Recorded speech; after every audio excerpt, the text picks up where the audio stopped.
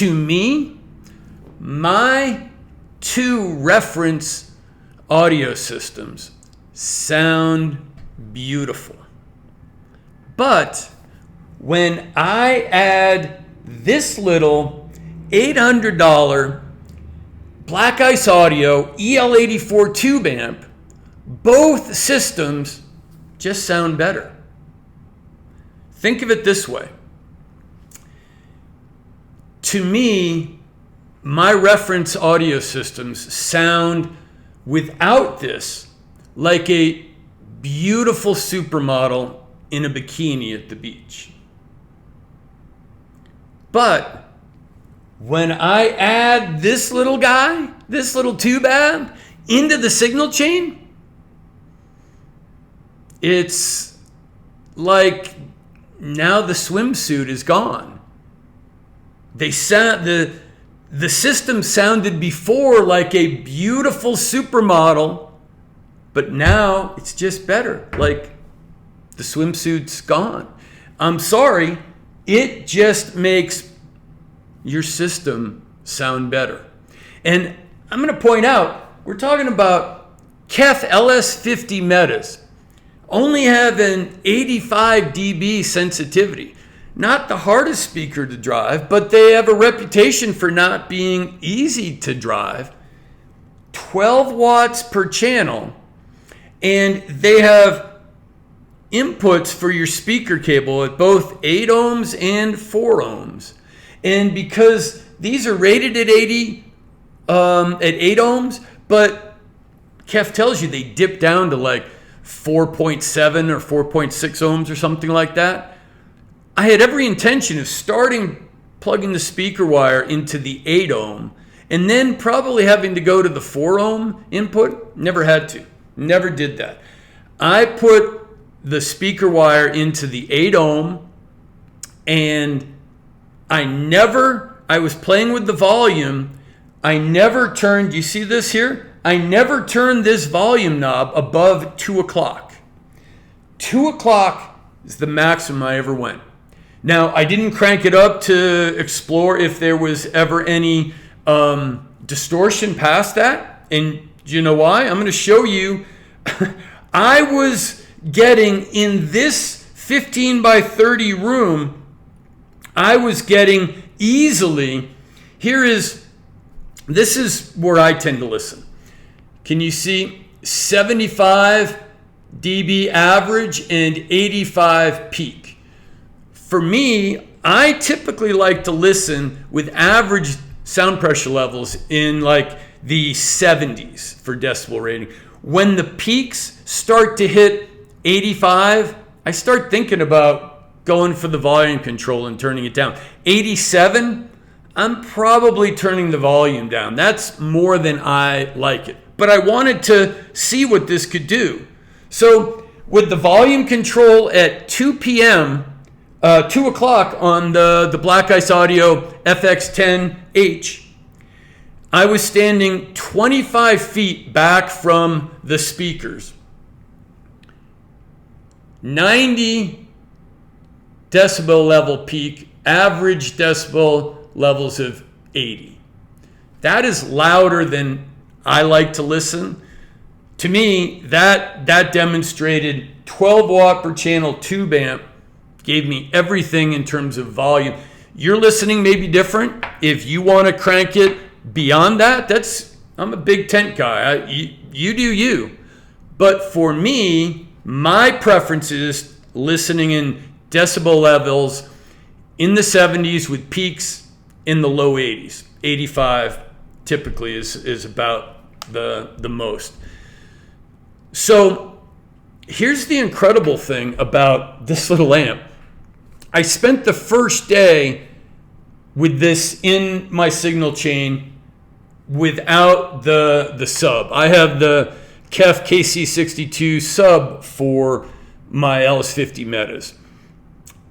And when I first got the metas, I hoped that they would be sufficient. And then after having them for a couple of months, I decided I wanted to enhance the bass.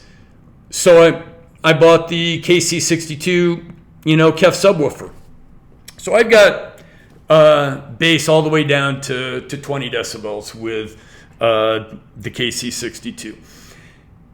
And that first day, without the sub, I was getting plenty of volume. It sounded great, but the bass didn't, when it was cranked up, I didn't feel like the bass was as fully controlled as I was used to hearing. So the second day, after a phone call to Black Ice Audio, answered, directly, someone in their office in Brookville, Maryland, very knowledgeable, spoke to me. There is a subwoofer output on the back here, but it's a single sub out, and it says in the manual RCA out. It's not listed as LFE or line out, so I wasn't completely sure. And they said, yeah, there's no crossover, no low pass filter. It's sending the entire full frequency range. And so I had an SVS sub 15-foot LFE cable. And since it's just one sub out, I plugged the LFE into that. And where I've been using in the line out on the Audio Labs 6000A, and RCA left and right out and RCA left and right in on the KC62 sub, there is one input on the KC62 sub listed as LFE. Now, this does not say LFE, but I just did a single SVS LFE cable into the single LFE input on the KC62 sub, and magic. Magic.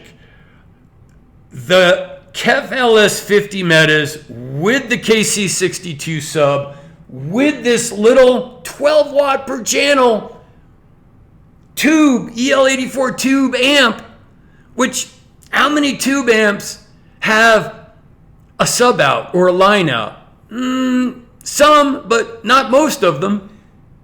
And I'm getting this full, controlled, tight, beautiful bass from the metas and the KC62 sub.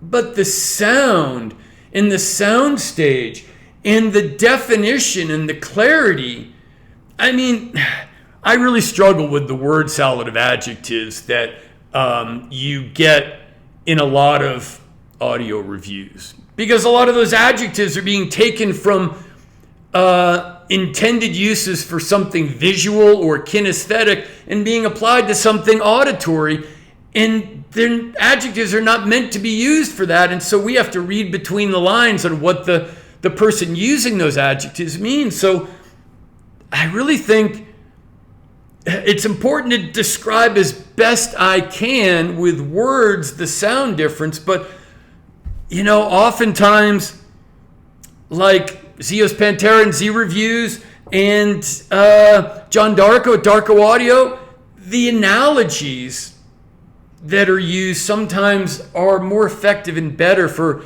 conveying your meaning of how it sounds differently than just the word salad of adjectives. And that's why my initial metaphor of it just makes both systems, when I put this in the signal chain, it sounded great before. It sounds better. How it sounds better, here, let me go, to my notes to try and describe as best for you. So we've covered driving. On paper and math, I don't think this 12 watts per channel should be capable of driving or controlling well the 85 dB sensitivity, 8 ohm dipping down to almost 4 ohms LS50 metas. But it does, which tells us something interesting. You can't just go by what's on paper. You have to do it. You have to experience it. You have to try it. You have to plug it in, test it, and listen. And in the real world, the LS50 Metas with the Black Ice Audio FX10H, the new version, which adds the sub out and gets rid of the blue lights and goes back to the amber lights, has just a beautiful synergy. Beautiful. So I was trying to describe somehow the music sounds no longer in the speakers, but in the room.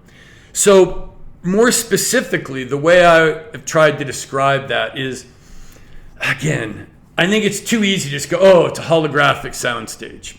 That's when the recording engineer is pushing the vocal or pushing the solo instrument into the center channel.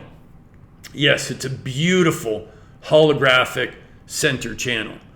But like on, very clear, excellent jazz recordings, when the recording engineer is pushing the drum and the bass into one channel and pushing the keyboard and the saxophone into the other channel.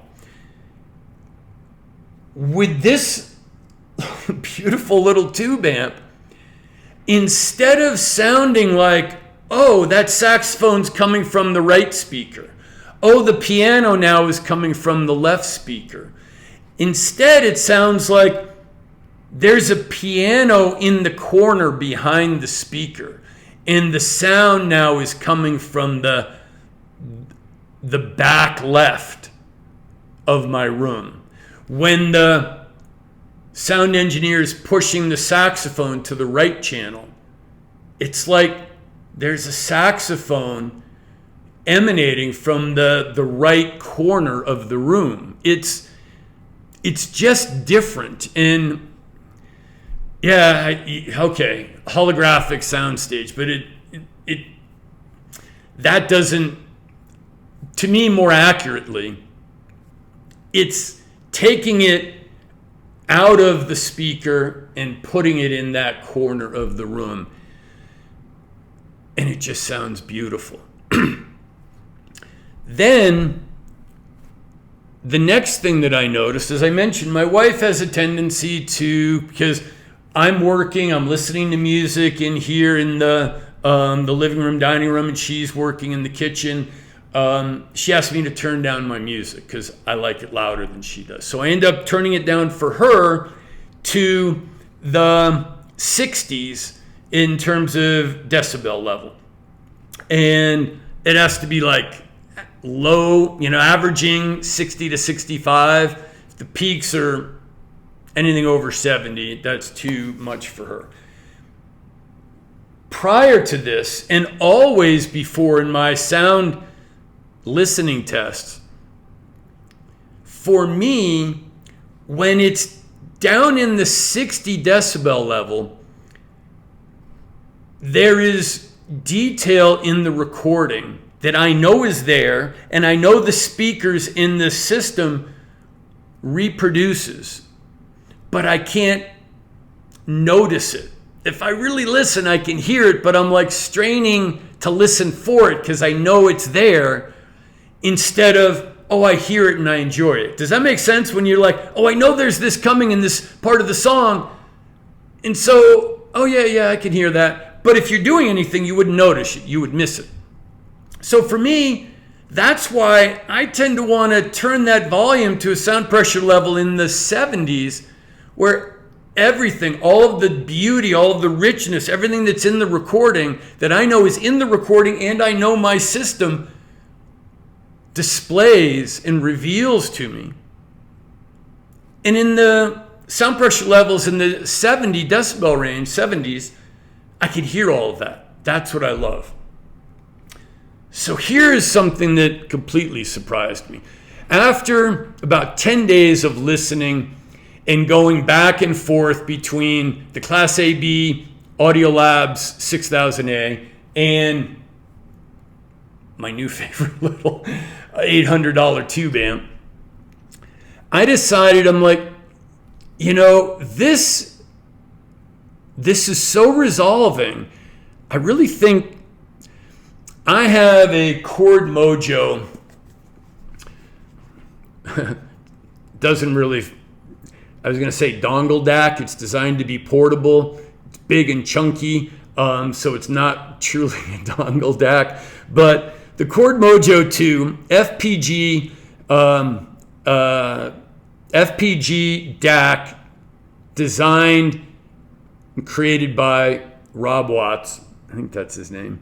Brilliant engineer. I'll put a couple of his talks at CanJam links on YouTube in the description here, because he just fascinates me. He's brilliant, and I don't understand. I at a 30,000 foot level I understand, but I don't understand what he's getting on about, but I understand the value in what I hear that in his work. The Chord Mojo 2, when I listen with my best IEMs, the word I want to use is layering. When the recording engineer just pushes all of the channels, it's like all the instruments, it's like I'm just going to shove all of these into both left, right, and center. And it just puts all of the instruments and all the channels like into a blender.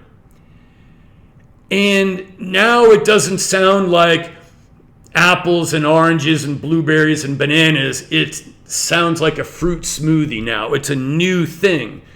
And that's great, but you lose that ability to hear and understand clearly the individual instruments. There's something about this DAC of the Mojo 2 that in those situations I can still identify, and that's why I say like layering, I can identify the different instruments even when the sound recording engineer has just pushed everything, all the channels out of all three, left, right, and center. So that was in the back of my mind, that listening experience. And this is so crisp and clean, and it's no brightness or dark. It's beautiful, but I can hear everything. So it crossed my mind. I'm like, I know you can use the Mojo 2 as a desktop in your system as a DAC. When you plug it in and leave the power supply on, it'll go into desktop mode so it won't ruin the battery. So for the first time, I pulled out the Mojo and I replaced my SMSL VMV D1SE DAC that is in the system that I was using, which I love. I think is a $800 DAC. Great. I think it's an excellent DAC. Has great sound. I like playing around with the sound colors, but I usually go, I just play around with them and I go back to just clean. It's a great sounding DAC. But here's what happened. When I put the Mojo 2 in the signal chain, as the DAC sourcing the analog signal to this Black Ice Audio EL84 tube amp,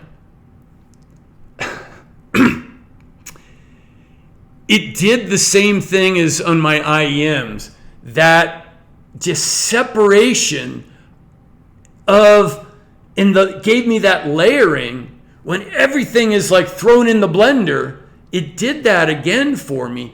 But the other thing that it did that I was totally shocked at is when my wife asked me to turn the volume down and I was playing it in the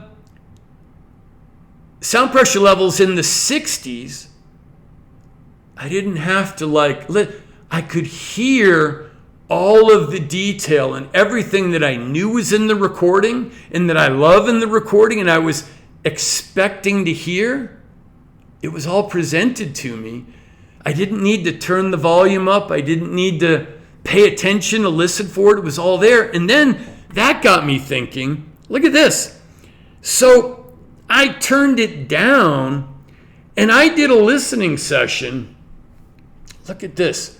With the sound pressure levels, the average decibel levels between 55 and 60, with the peaks never going above 70. So peaks in the 60s and the average in the 50s.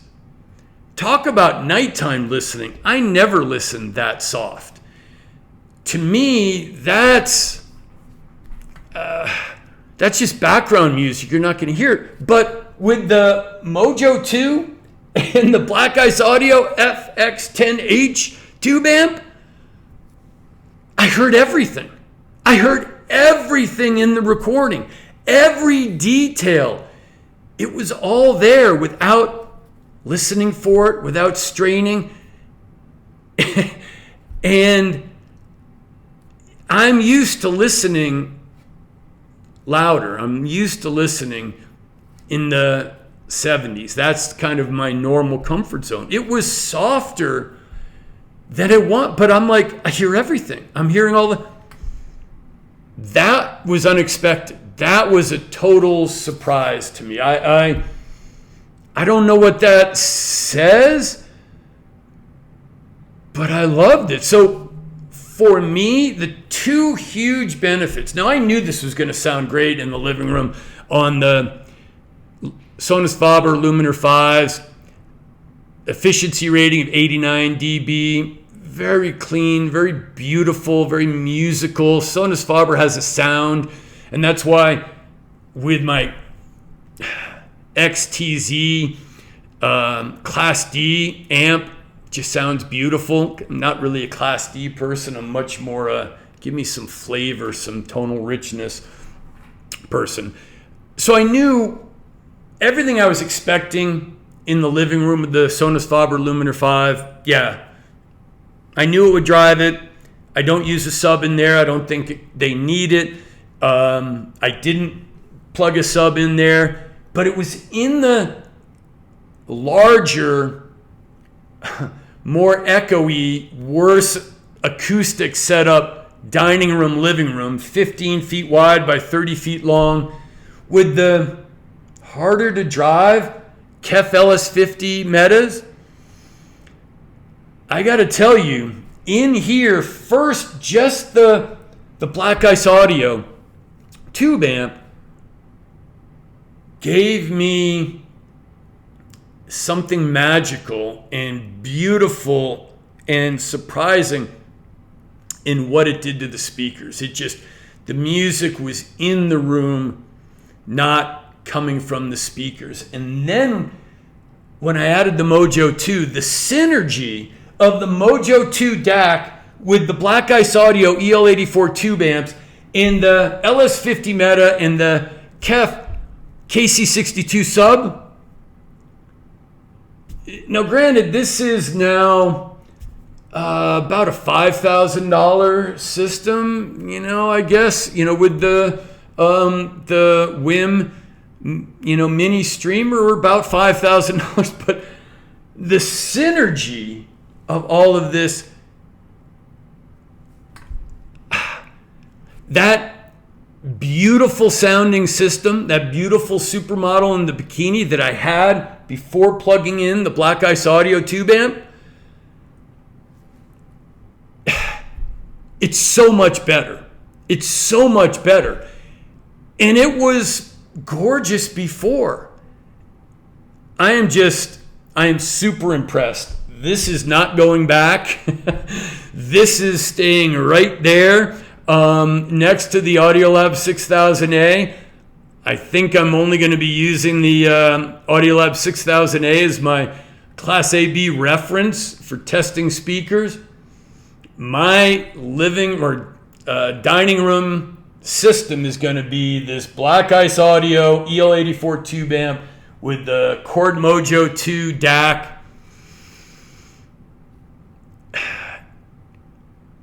I'm just stunned. I was not expecting this level. This level of improvement has not been incremental. It's been, I would say, on a scale of if the Ice Audio with the Mojo 2 now in this system, if that is 100, what I had before with the SMSL VMV D1SE DAC and the Audio Labs 6000A, that is 90 to 92% that original system as good as this Mojo 2 Black Ice Audio FX10H Kefelis 50 meta with the KC62 sub. I'm shocked that it's that good.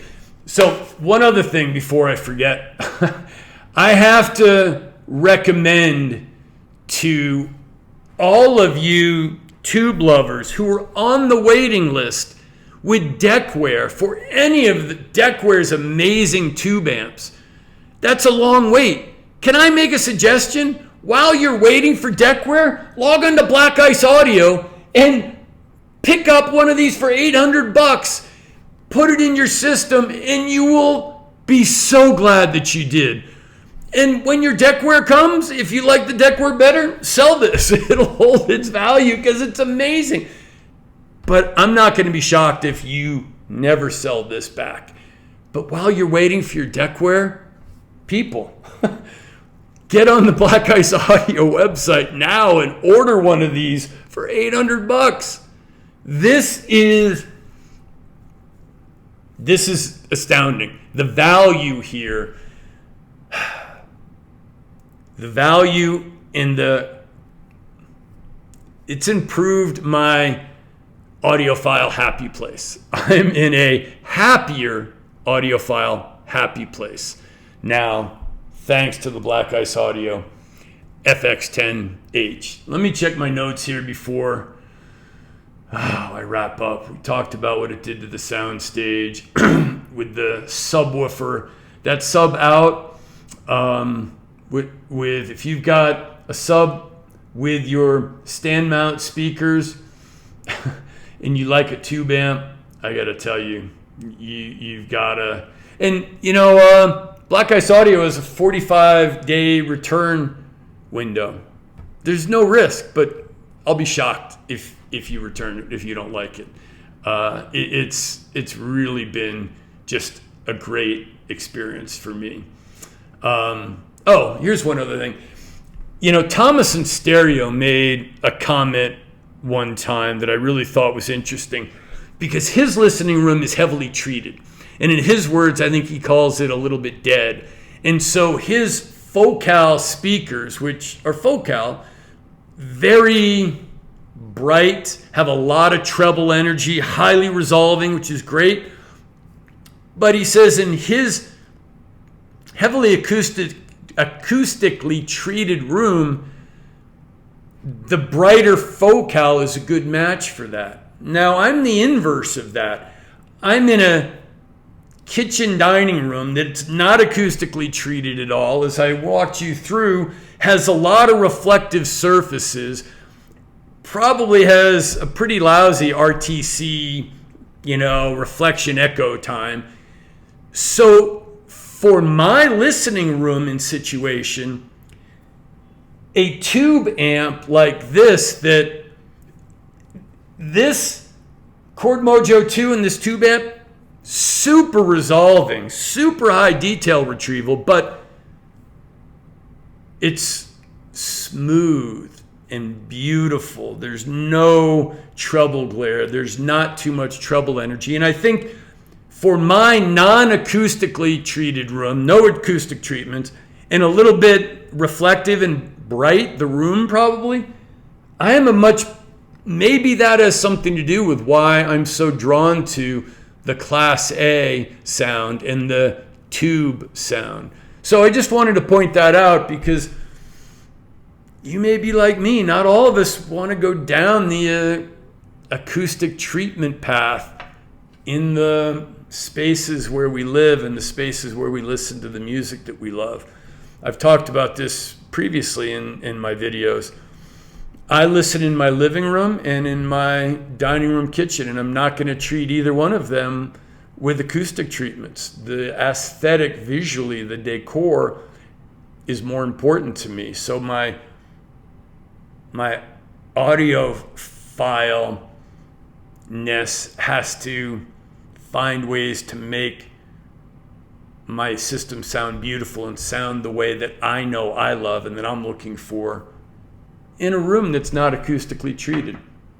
So with that, I knew this was going to be a little bit of a long video because it just takes a while to swoon over this beautiful amp. But if I haven't said it strongly enough, if you are tube curious, if you are waiting for a deckware order on the waiting list, if you have a bright, untreated room and you haven't tried tube amps, if you have a two-speaker system that you love, that you use a subwoofer, and that has kept you from getting a tube amp, don't be held back by the 12 watts per channel.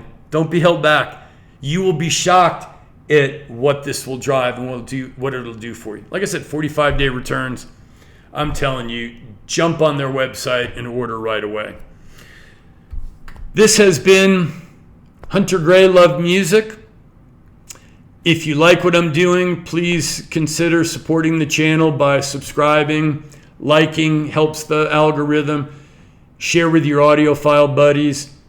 And I would love to have you support the channel by becoming a patron and joining on Patreon, because I have a lot of ideas for more 90/30 products that I really want to have the funds to compare $3,000 systems with $10,000 systems and $5,000 systems with $15,000 systems, because I have a suspicion that you can build a $3,000 system with proper synergy that will give a negligible incremental difference on a $10,000 system. And I believe the same is true. I think I can build a $5,000 system with synergy